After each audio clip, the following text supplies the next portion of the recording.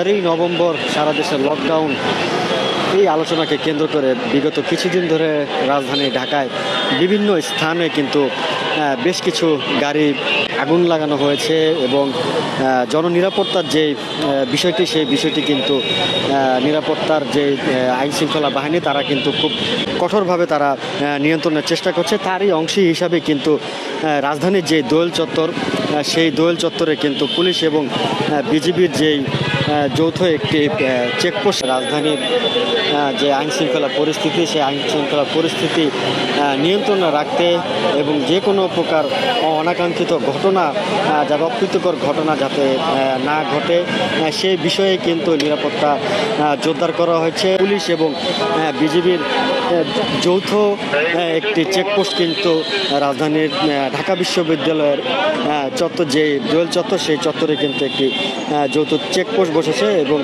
যে সন্দেহভাজন এবং যারা মোটরসাইকেল আরোহী তাদেরকে এখানে সিগন্যাল দিয়ে থামানো হচ্ছে। এখানে নিরাপত্তার স্বার্থে যাকেই সন্দেহ হচ্ছে তাকেই কিন্তু এখানে সিগন্যাল দিয়ে থামানো হচ্ছে এবং তাদের সাথে থাকা যে ব্যাগ, সেই ব্যাগ কিন্তু তল্লাশি করা হচ্ছে এবং যদি কোনো রকম সন্দেহভাজন কোনো কিছু তারা দেখছেন, সেক্ষেত্রে কিন্তু তারা সেটিকে জব্দ করছেন।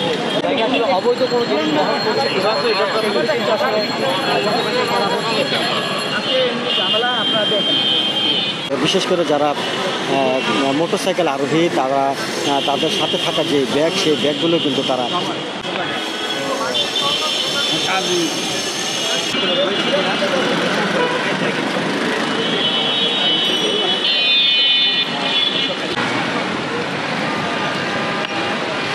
হলে যাবো। আমি কি করবো ভাই? এই যে হলে যাবো এমনি স্যার আমি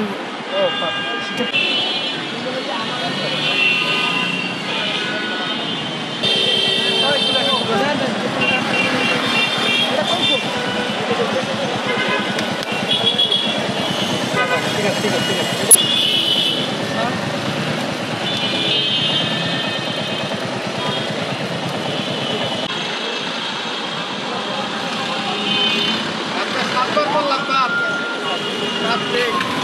এই জিনিসটা চাই মানে আরও কঠোর হোক। রাস্তাঘাটে যে অবস্থা, আইন শৃঙ্খলা জানি সুন্দরভাবে ই করে, এটাই বলি। একটা হচ্ছে খালি, এটা আমাদের শুধু পাওয়ার ব্যাংক আর আমার টিডব্লিউ। আমাদের কি সহযোগিতা করেন? হ্যাঁ অবশ্যই।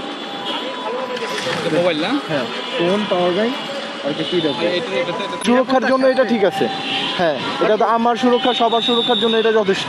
মনে করেন 10 জনের ভিতরে 2 জন তো এটা বলবে ভাইয়া যে হয়রানি হচ্ছে, কারণ তাদের ইম্পর্টেন্ট কাজ থাকে এই ক্ষেত্রে।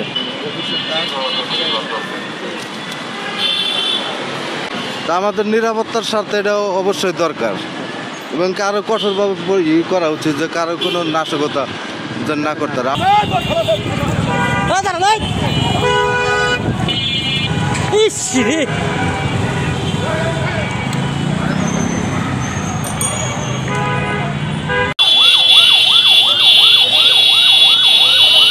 নিউ মার্কেট সহ পুরো থানা এলাকায় আমাদের 9টা মোটরসাইকেলে মহড়া চলতেছে। কাটাবন, বাটা সিগন্যাল মোড়, সায়েন্স ল্যাব, এই 3টা চেকপোস্ট চলতেছে।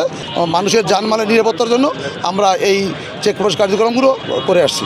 এটা হচ্ছে প্রিভেন্টিভ মেজার হিসেবে আমরা এই পদক্ষেপ নিয়েছি।